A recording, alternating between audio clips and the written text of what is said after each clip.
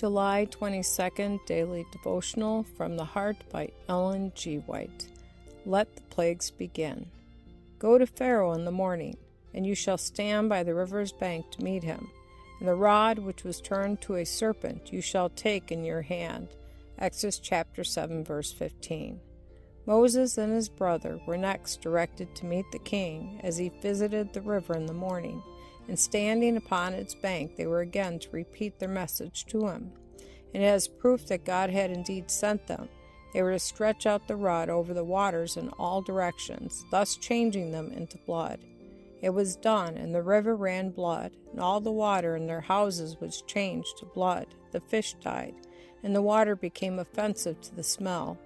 But the magicians of Egypt did so with their enchantments. Exodus chapter 7, verse 22.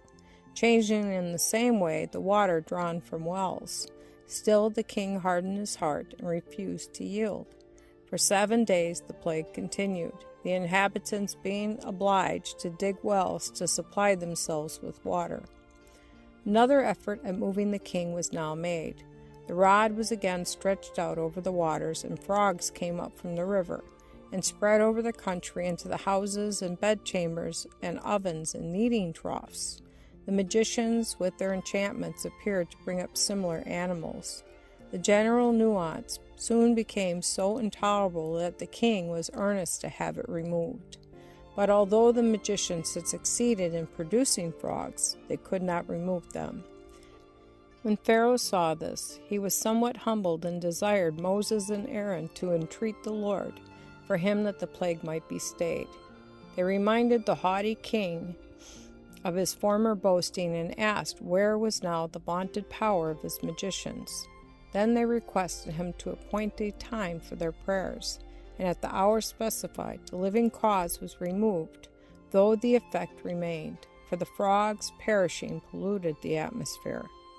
The work of the magicians had led Pharaoh to believe that these miracles were performed by magic, but he had abundant evidence that this was not the case when the plague of frogs was removed. The Lord could have caused them to disappear and return to dust in a moment, but he did not do this, lest, after they should be removed, the king and the Egyptians should say that it was the result of magic, like the work of the magicians. Here the king and all Egypt had evidence, which their vain philosophy could not dispose of, that this work was not accomplished by magic, but was a judgment from the God of heaven.